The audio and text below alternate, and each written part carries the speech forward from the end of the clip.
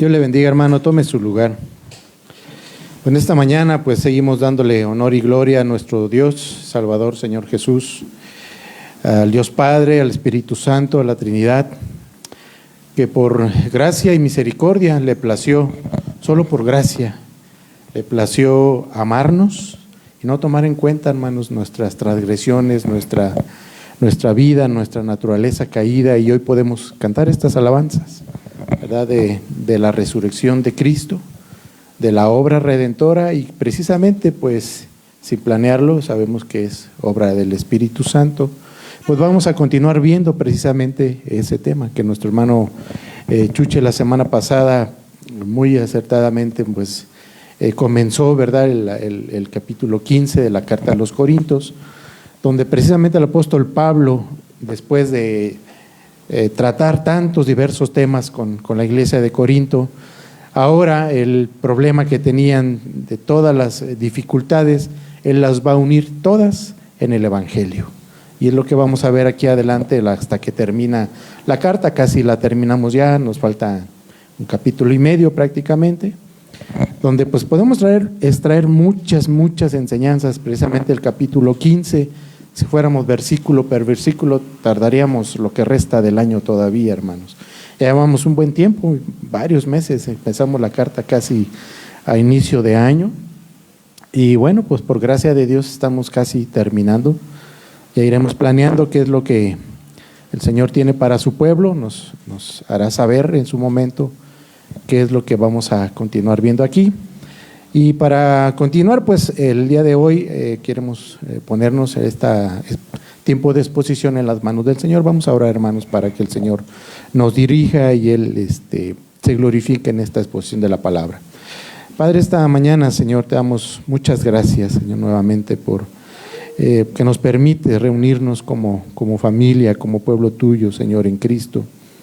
Señor, que nos has dispuesto por tu voluntad, por tu gracia, Señor, poder continuar, explorar, Señor, esta enseñanza, tema principal, básico en la doctrina cristiana, Señor, que es la resurrección de tu Hijo amado, después de haber sido dado en la cruz, Señor, para gloria tuya y la honra de tu nombre, Señor. Permitiste y aprobaste su obra redentora, Señor, y la evidencia es que Él resucitó. La tumba no lo pudo retener, Señor, la tumba estaba vacía, y vamos a ver el día de hoy, Señor, las implicaciones que tiene esto y qué hubiera pasado también, Señor, si no hubiera sido así. Dirígenos, Señor, con tu Santo Espíritu, danos entendimiento, danos claridad en la exposición de tu palabra, Señor.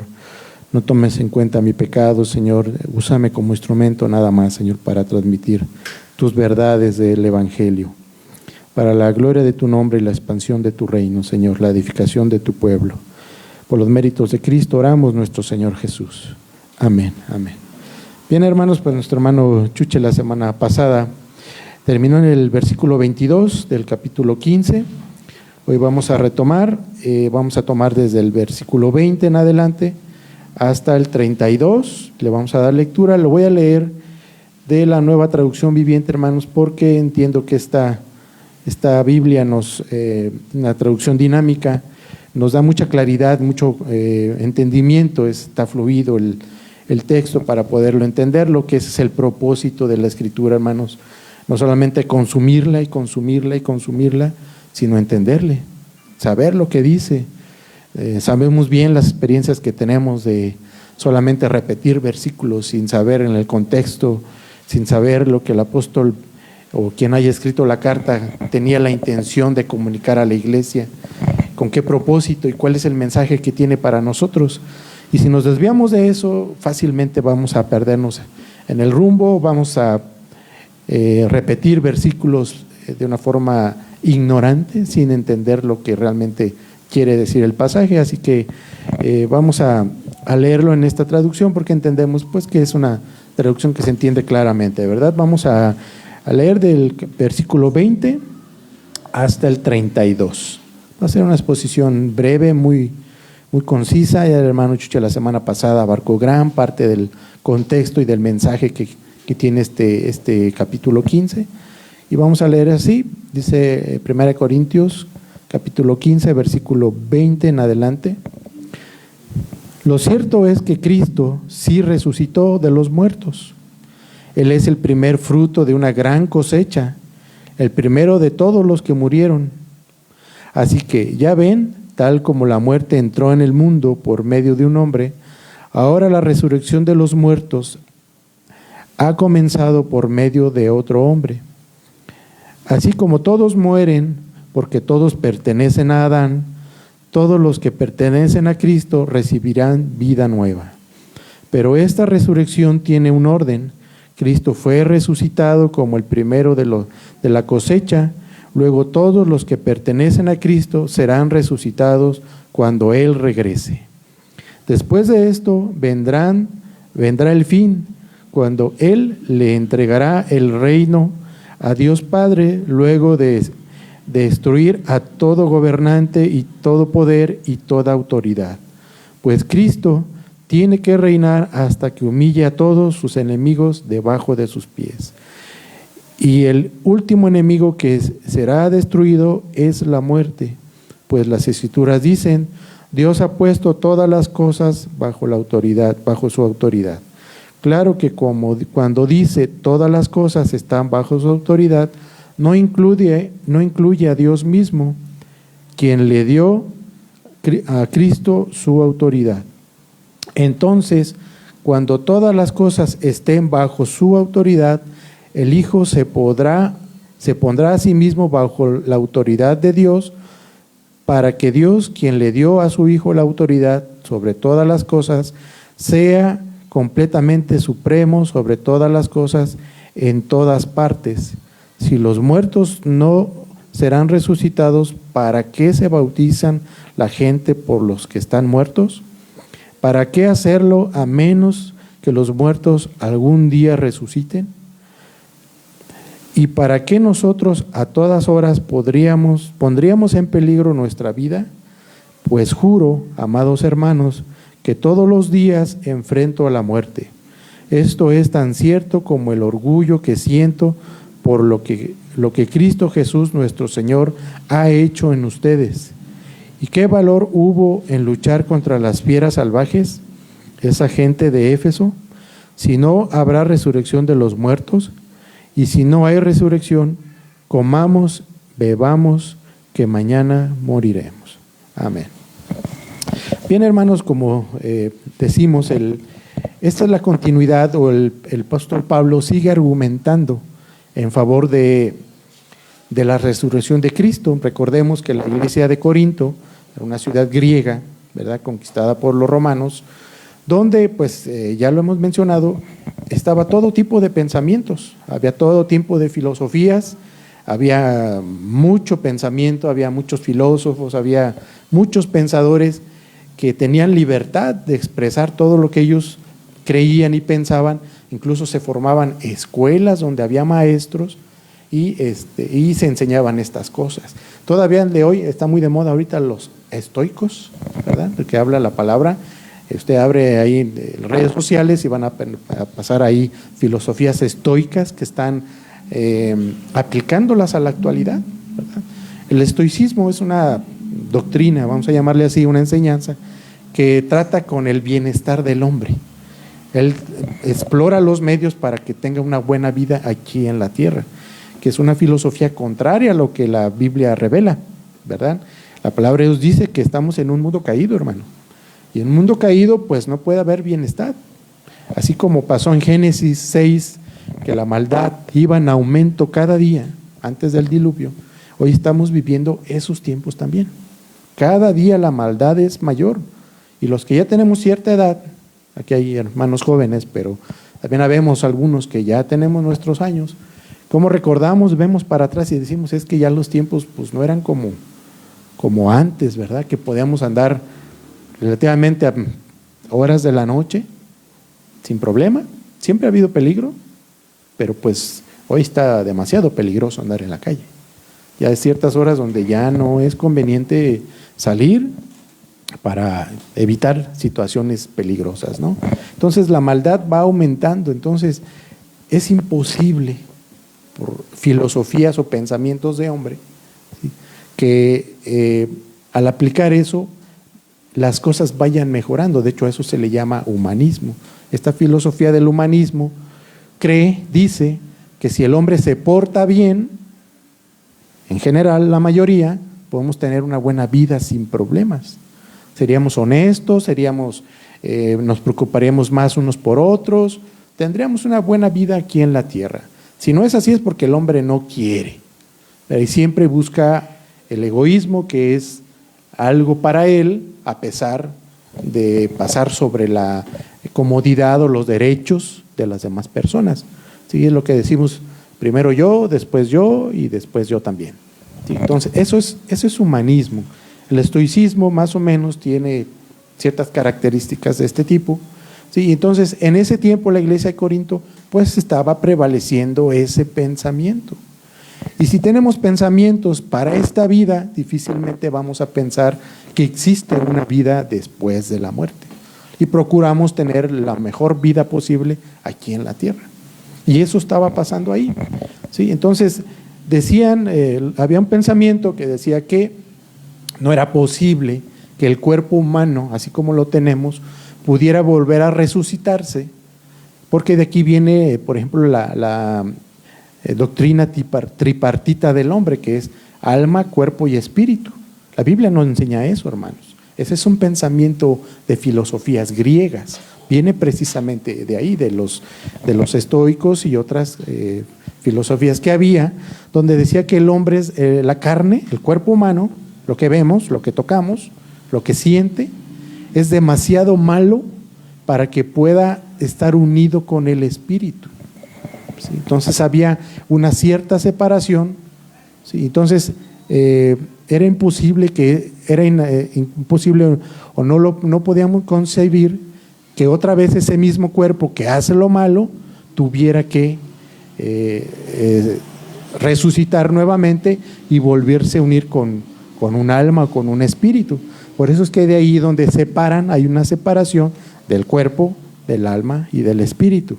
Pero si exploramos esta enseñanza desde Génesis, vemos que el cuerpo humano o el hombre está compuesto por cuerpo físico, la carne, alma o espíritu, que son sinónimos, hermanos.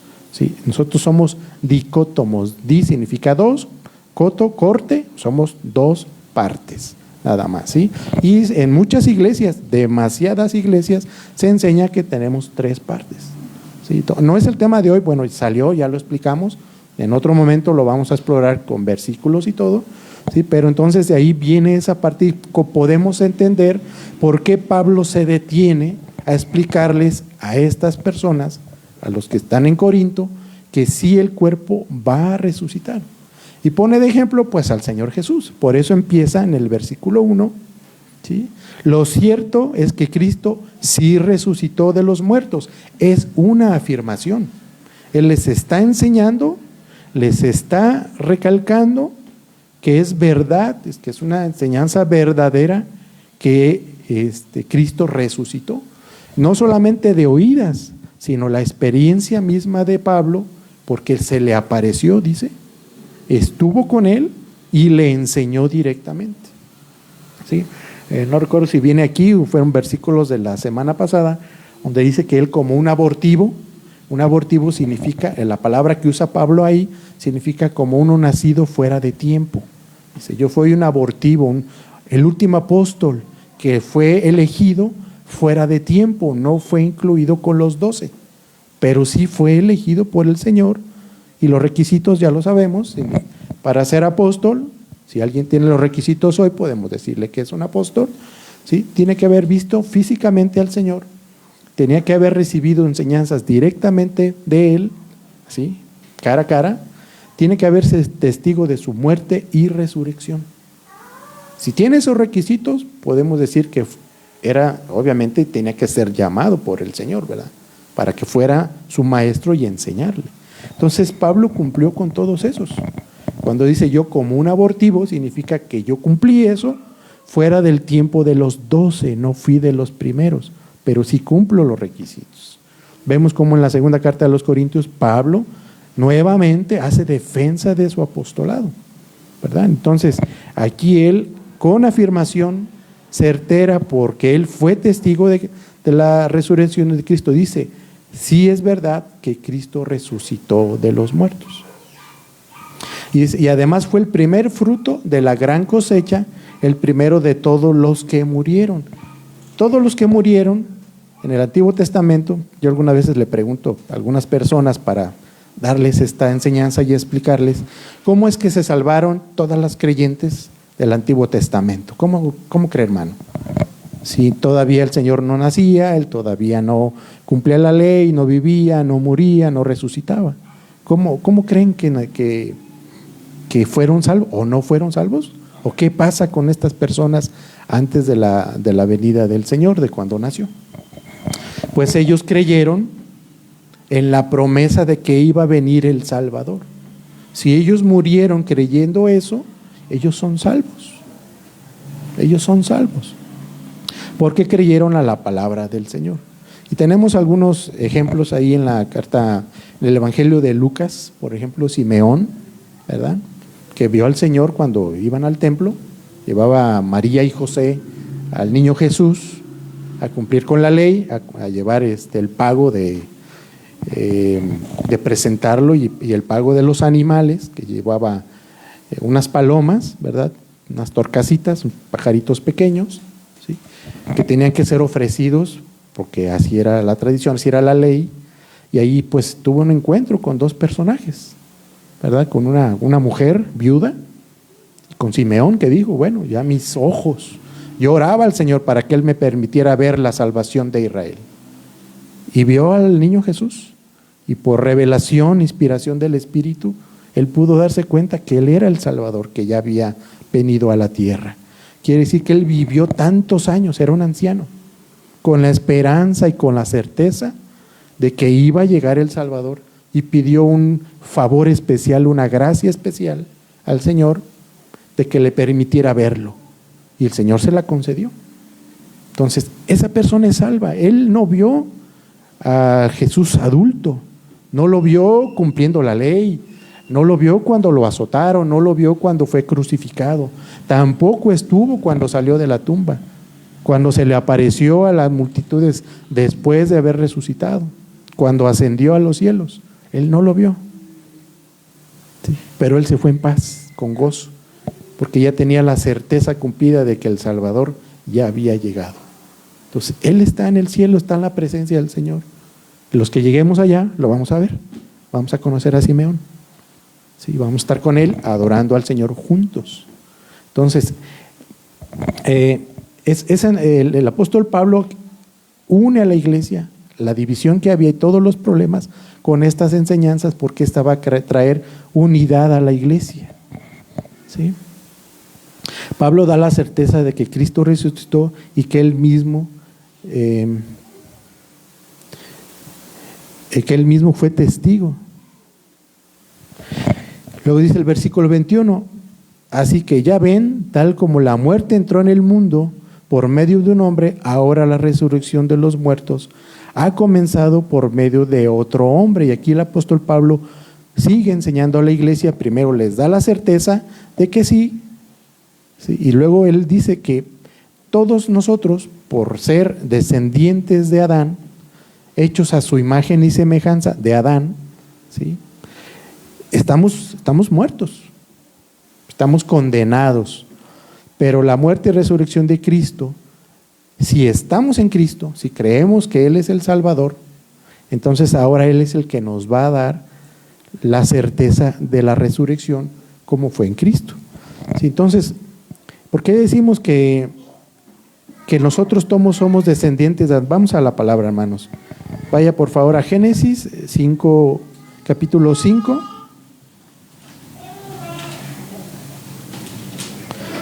Versículo 3. Vamos a leer desde el 1.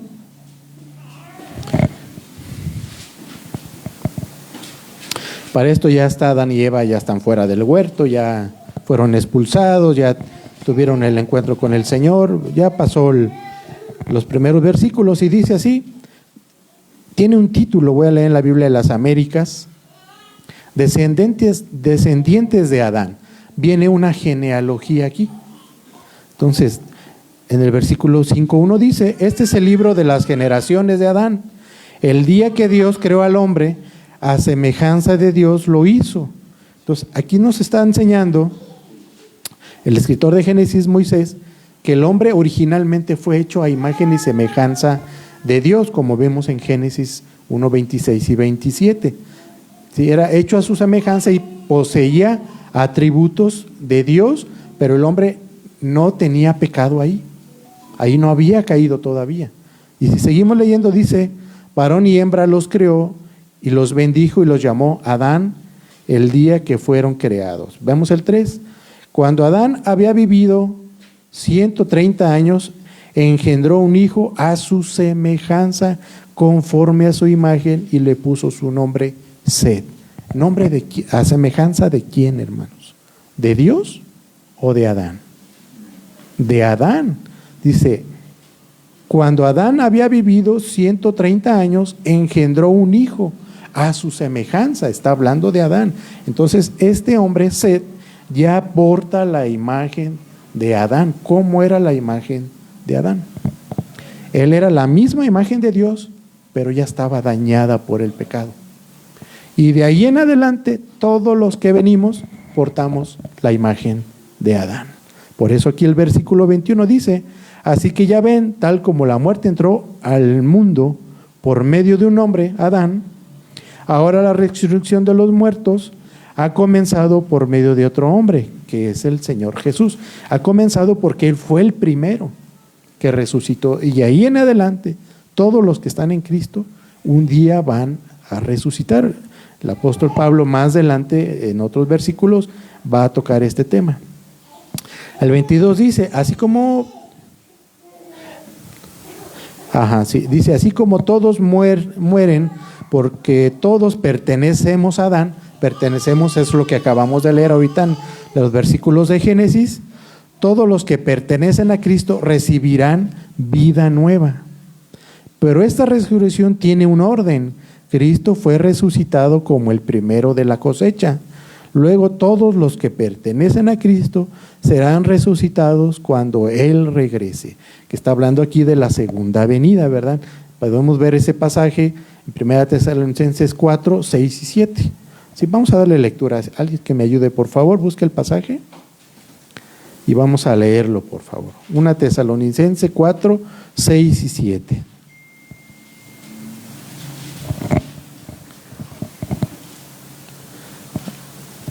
Sí, ¿quién lo tiene ya?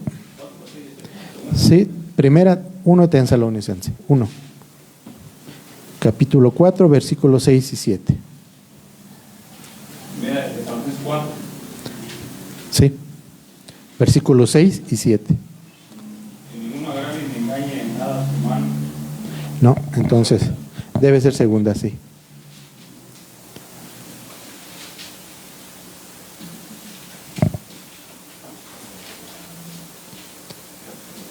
Cuatro.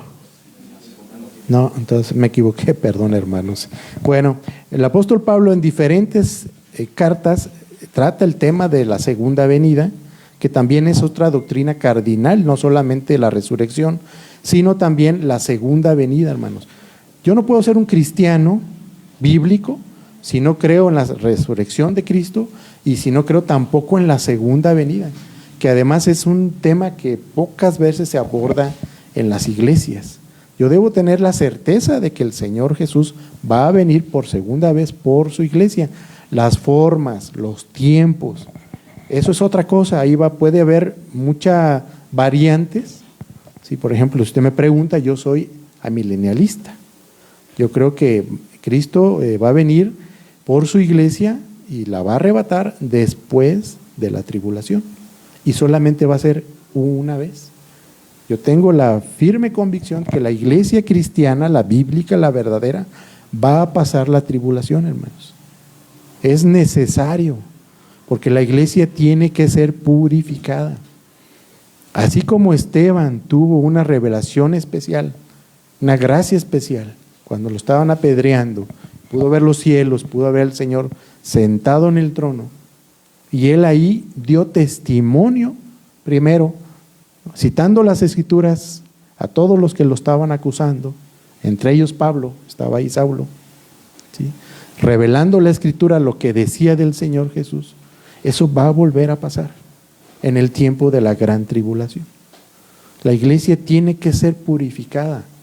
¿Cuántas iglesias hay que sabemos que no son bíblicas? Por diferentes razones. Por mala doctrina, por malas prácticas. Hay iglesias que tienen buena doctrina, pero tienen mal testimonio afuera. Porque la doctrina no hace al cristiano. Son las convicciones y su nuevo nacimiento. ¿Sí? Entonces, y hay iglesias que deliberadamente tuercen la Escritura para aprovecharse de la gente, sacar ventaja, por tener poder, por sacarles el dinero, por un montón de cosas. Entonces, vemos en las películas cómo es el arrebatamiento antes de la tribulación, y vemos en iglesias, y vemos en la calle, y vemos en muchos lados cómo se desaparecen los cristianos legítimos, y los otros que decíamos que éramos cristianos, nos quedamos. Pero luego vemos que muchos de ellos tienen otra oportunidad para salvarse, y ahí transcurre la película, ¿no? Porque eso es muy de Hollywood, de películas. Pero como que yo no veo eso en la Escritura. Sí, hay persecución. La promesa del Señor es que va a haber persecución como nunca la había visto. Que este mundo, vivimos en un mundo caído, estamos en terrenos del enemigo. O sea, aquí el que domina es Satanás y sus demonios. Nosotros invadimos su terreno. Hay una guerra en Europa y en Asia, Ucrania y Rusia. Los rusos invadieron los territorios de Ucrania. Nosotros somos los rusos, hermano. Invadimos el terreno de Satanás. Él aquí vive. Llegó primero que nosotros. Él domina estas tierras. Si estamos fuera de la iglesia y fuera de Cristo, veamos afuera. ¿Serán terrenos que Dios domina afuera? Es como que algo ilógico eso. Dios siendo todopoderoso, la maldad le vaya ganando. Eso no puede ser. Nosotros somos los invasores aquí y vamos ganando terreno para Cristo.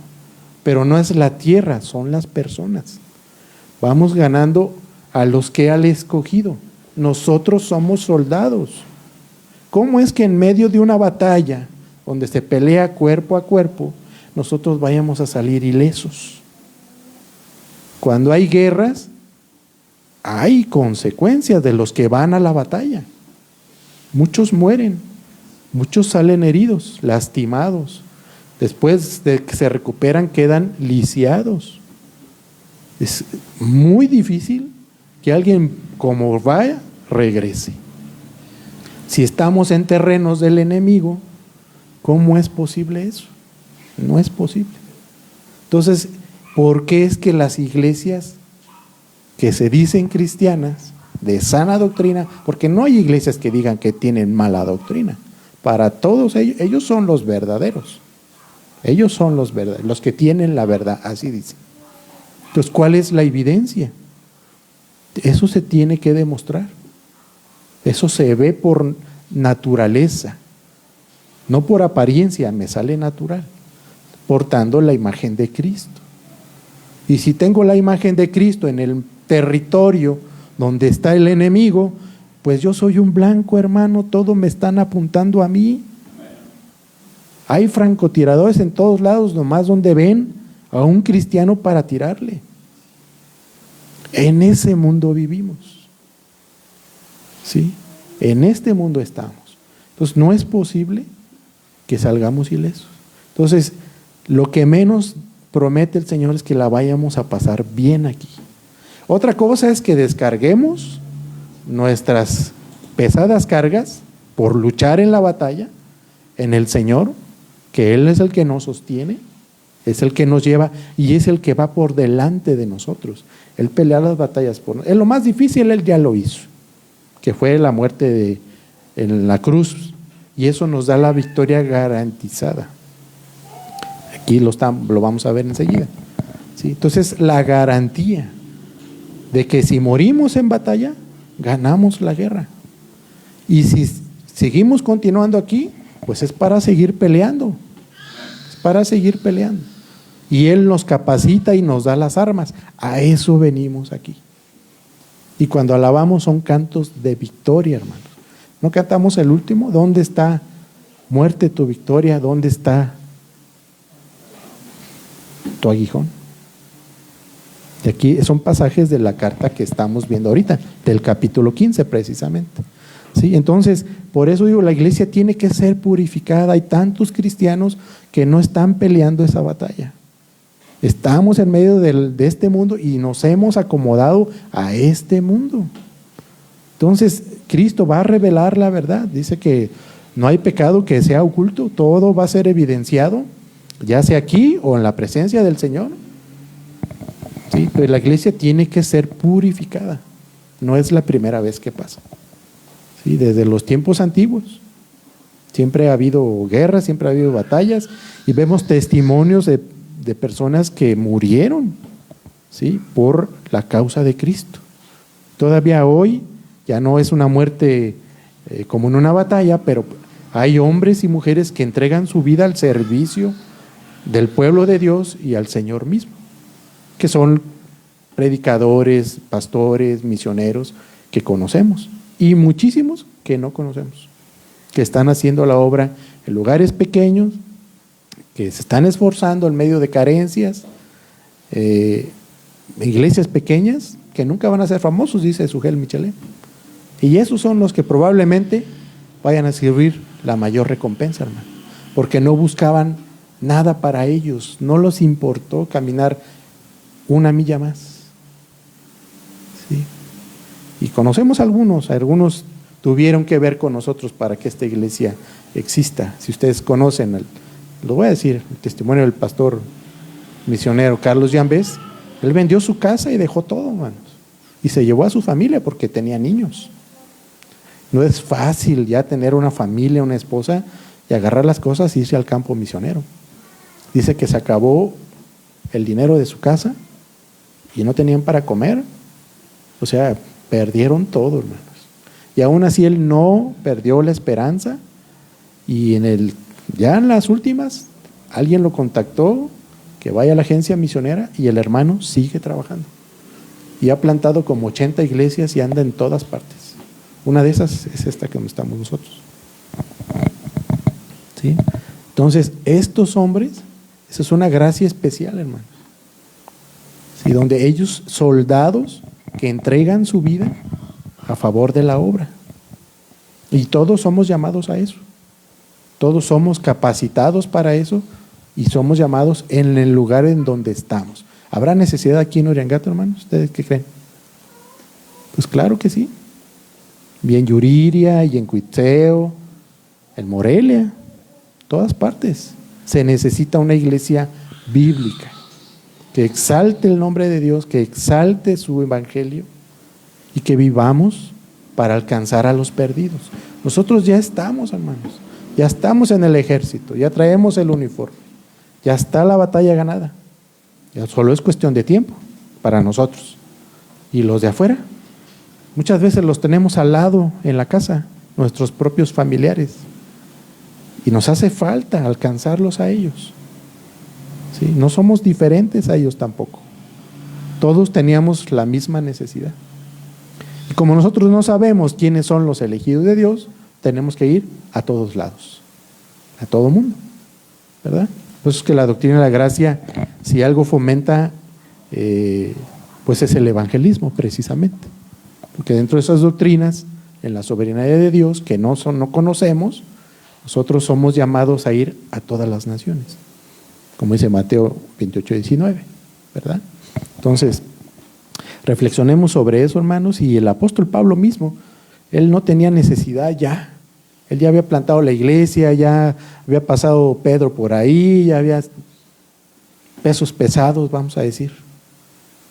Y él todavía se preocupó por esta iglesia, a la distancia, volver otra vez a empezar de nuevo con ellos. No se le acabó la paciencia. Luego nosotros tantito ya nos cansamos y Y no queremos, ¿verdad? Bueno, yo hablo por mí, nada más, a ustedes no, yo por mí. Bien, hermanos, continuamos pues. Vamos al versículo 25, dice, pues Cristo tiene que reinar hasta que humilla a todos sus enemigos por debajo de sus pies, y el último enemigo que será destruido es la muerte. Pues las Escrituras dicen, Dios ha puesto todas las cosas bajo su autoridad. Claro que cuando dice todas las cosas están bajo su autoridad, no incluye a Dios mismo, quien le dio a Cristo su autoridad. Bueno, y aquí nos está hablando Pablo de que Cristo tiene la autoridad y reina sobre todas las cosas desde el momento en que Él resucitó, después que se le apareció a los discípulos y a mucha gente que lo vieron. Esto lo vemos en el Evangelio de Mateo 28, 18. Vamos a leerlo, hermanos. Mateo 28, 18.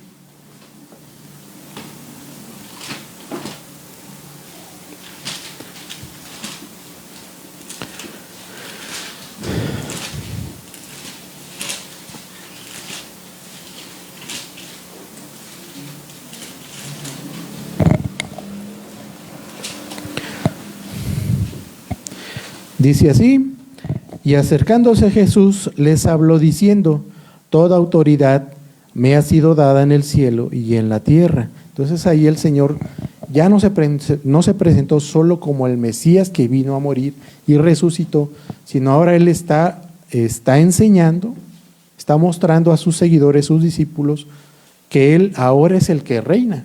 Y ahí comienza el reinado del Señor, porque ahorita Él reina, ¿no? Él ya está coronado, Él está en el trono. ¿Sí? Entonces cuando habla que el milenio, el Señor va a reinar por 1000 años, Él ya empezó a reinar aquí. ¿Sí? Entonces esa es la doctrina del amilenialismo que no vamos a ver ahorita. Nada más aquí el apóstol Pablo está diciendo que como Él resucitó de los muertos, venció a la muerte, ahora Él es el que reina. ¿Sí? Y toda la autoridad le es dada desde el cielo. Y seguimos leyendo el 28. Entonces, cuando todas las cosas estén bajo su autoridad, el Hijo se pondrá a sí mismo bajo la autoridad de Dios, para que Dios, quien le dio a su Hijo la autoridad sobre todas las cosas, sea completamente supremo sobre todas las cosas en todas partes. Si todos vemos que al final de la historia redentora, Cristo va a entregar el trono a su Padre, porque aún ahí Él sigue obedeciendo. Si Él se puso bajo la autoridad del Padre desde antes de la fundación del mundo para cumplir con la obra redentora, y vemos aquí que aún después, cuando ya esté el arrebatamiento, ya todos estamos en el cielo, ya pasó el juicio del trono blanco, ya todo el mundo fue juzgado, Él entonces decir, esta autoridad la entrego a mi Padre, porque sigo estando bajo su potestad. Y entonces ahí dice la palabra que Él va a recibir todo honor y gloria, porque eso es lo que le está haciendo digno, y todavía está demostrando, aún ya en el cielo, que Él fue el adecuado para concluir la obra redentora. ¿Sí? Esto es más profundo todavía, hermanos. En otro tiempo lo veremos, qué significa esto de que el Hijo esté bajo la autoridad del Padre. Toda su vida, toda su vida y todo lo que Él hizo, lo hizo bajo obediencia. Y creo que ya lo comenté alguna vez. Yo le pregunté a un profesor del Instituto de Teología qué pasaba con Jesús cuando Él estuvo en la tierra y Él hizo sus milagros. ¿Con qué poder lo hizo? ¿Con su propio poder porque Él es Dios?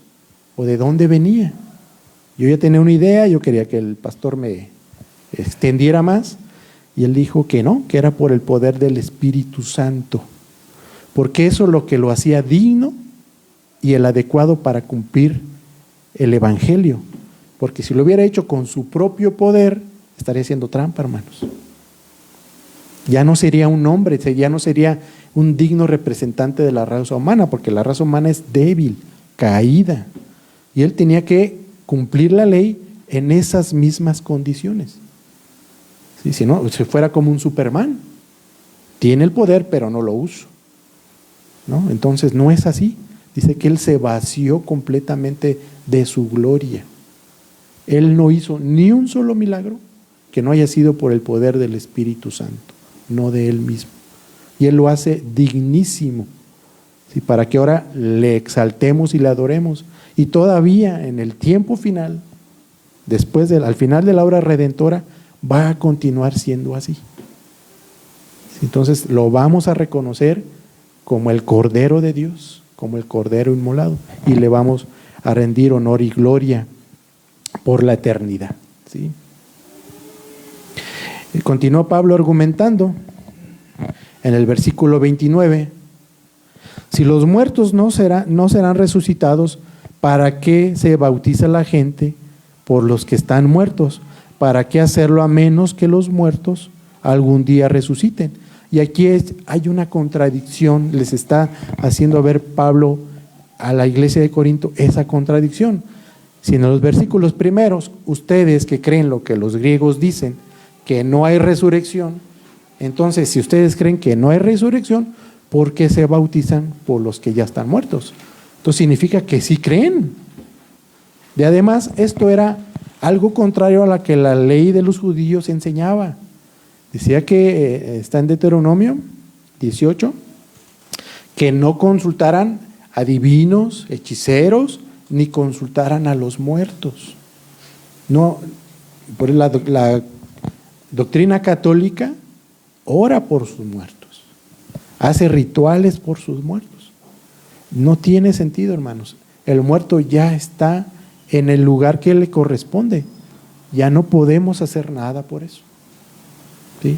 Lutero lo vivió él en sí mismo, como cuando su visita a Roma vio, para sacarle el dinero a la gente, cómo los extorsionaban, ¿sí? Entonces vendiéndoles indulgencias para sacarlos del purgatorio, y tenían que cumplir una penitencia al vivo, subir la escalera del Papa, la escalera que llevaba donde estaba el Papa, y ir rezando, y cuando llegara a la parte de arriba, en ese instante, ya tenía su papel, ya había comprado su bula papal, ya había echado la moneda, y cuando llegara hasta arriba en ese instante, la alma del muerto era liberada, y ya podría ir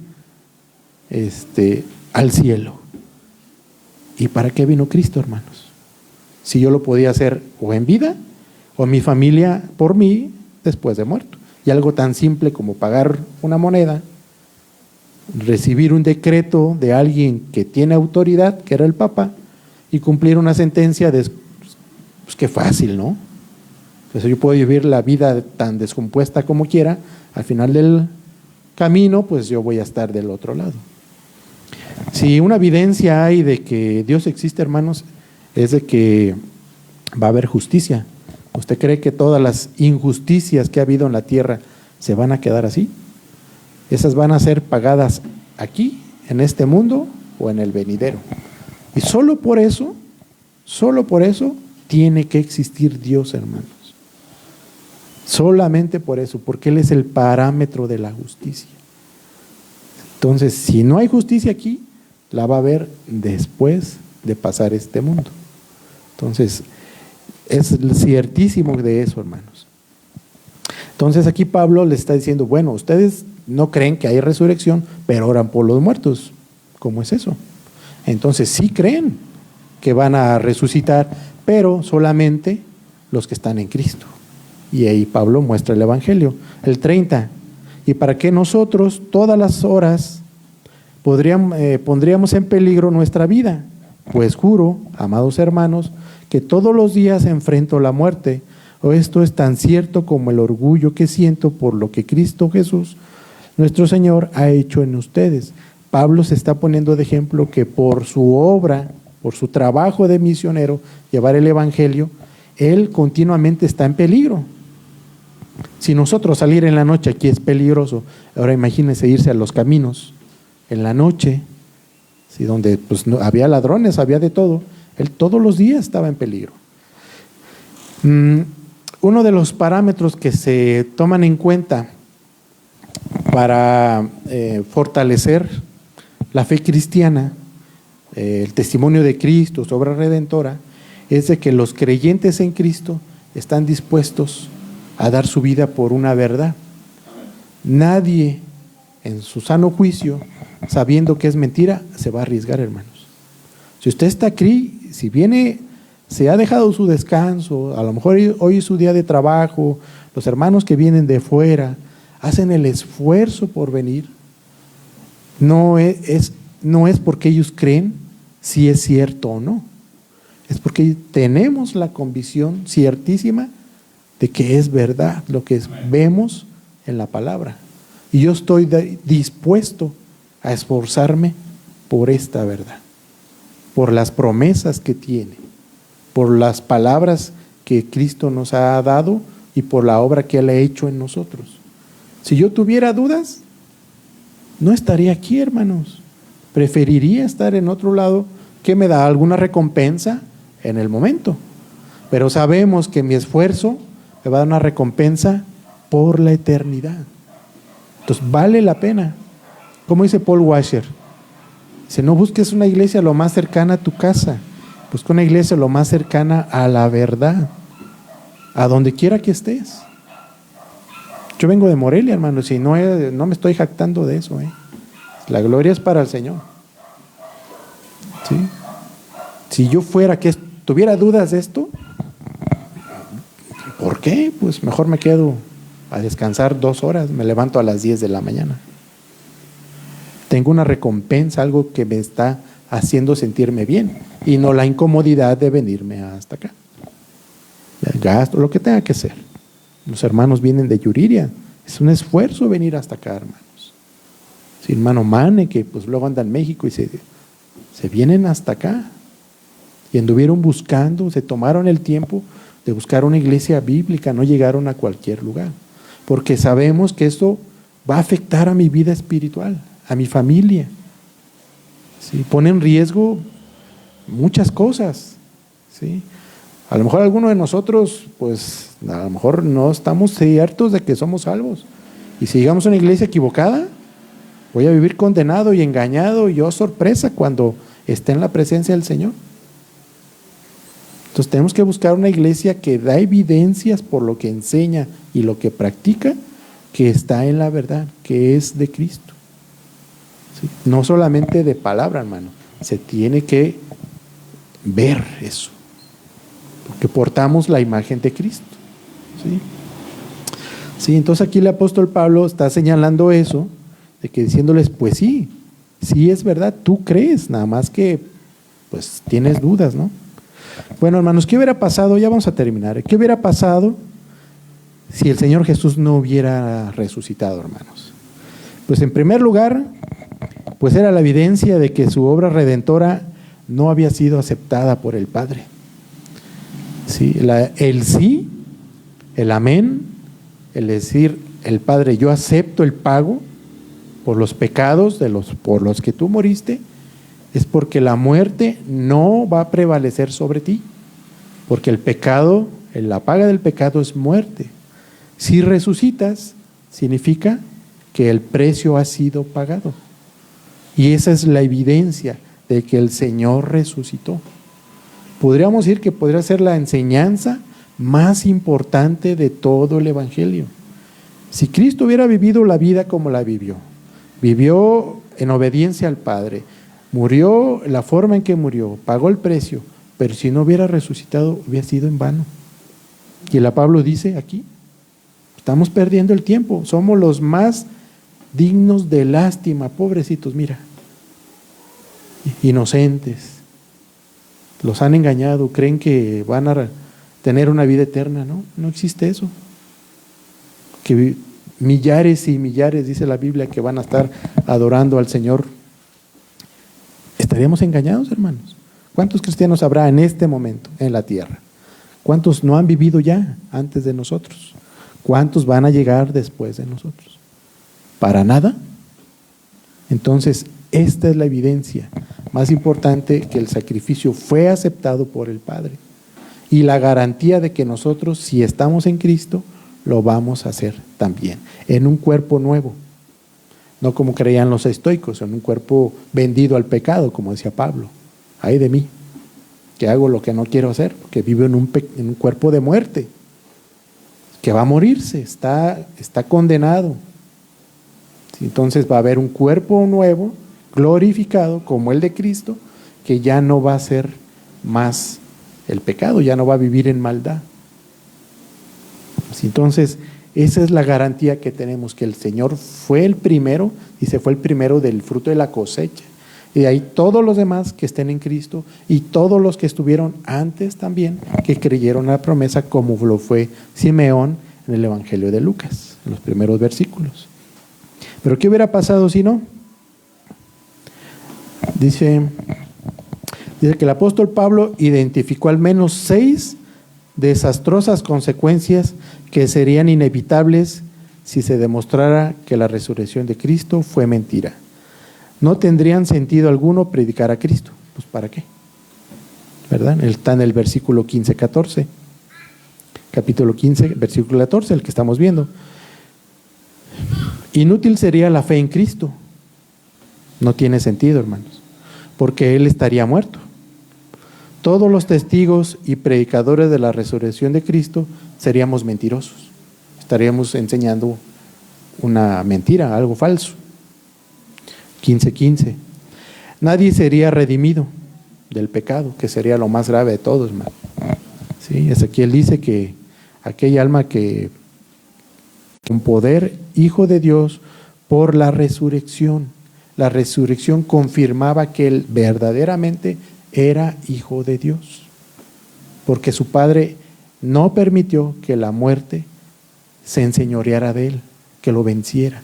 Es otra evidencia de que Dios, hermanos, viviremos para siempre en la presencia del Señor, viéndolo cara a cara como Él es, porque nosotros vamos a ser parte de su esencia, vamos a ser uno con Él. La resurrección de Cristo nos permite vivir sin preocupaciones y orar con confianza. No vivimos el tiempo en el que pasó esto, y la verdad es que no hemos tenido una vida que nos apremie, ¿verdad? En general hablo, en los tiempos de ahora, llenos de mucha comodidad, y difícilmente pensamos en la vida después de la muerte, ¿verdad? Y no hemos pasado lo que muchos mártires pasaron, que arriesgaron su vida y murieron con la ciertísima seguridad de que ellos iban a estar con el Señor, porque el Señor vive, ¿verdad? Entonces, si alguno de nosotros en algún momento va a afrontar peligros o la muerte misma por la causa de Cristo, por la persecución, va a venir una gracia especial. Yo he pensado en eso, hermanos. ¿Qué pasaría si alguna vez me pasa a mí como a Esteban? ¿Voy a negar a Cristo? Pues no está en nuestras fuerzas, es una gracia especial del Espíritu Santo. No lo vamos a negar, hermanos. Si usted es de Cristo, no lo vamos a negar. O sea, no debemos temer a la persecución, a la crítica. El Señor va por delante y Él ya nos dio la victoria, porque Él vive, hermanos. Él resucitó de los muertos, y una garantía para nosotros también. Amén. Dice amén. Amén. Vamos a orar, hermanos. Padre, esta tarde, Señor, te damos muchas gracias por tu palabra, por tu verdad. Gracias, Señor, porque nos das esperanza, una esperanza ciertísima, Señor, porque tú resucitaste, tu Hijo amado resucitó. Nosotros lo haremos también, Señor, si estamos en Él, si estamos en Cristo, si hemos creído, Señor, al mensaje del Evangelio, que tu Hijo amado vivió la vida que vivió en obediencia, murió la muerte que vivió bajo tu ira, Señor, pero tú lo afirmaste y lo confirmaste, Señor, como el Salvador del mundo cuando resucitó de los muertos, Señor. Si estamos en Él, nosotros lo haremos también, y un día estaremos con Él para siempre, Padre. Gracias te damos por este regalo inmerecido. Gracias por tu palabra, gracias por el mensaje, por mis hermanos, Señor, que pudieron escuchar el mensaje. Te damos honor y gloria por los méritos de Cristo, nuestro Señor Jesús. Amén.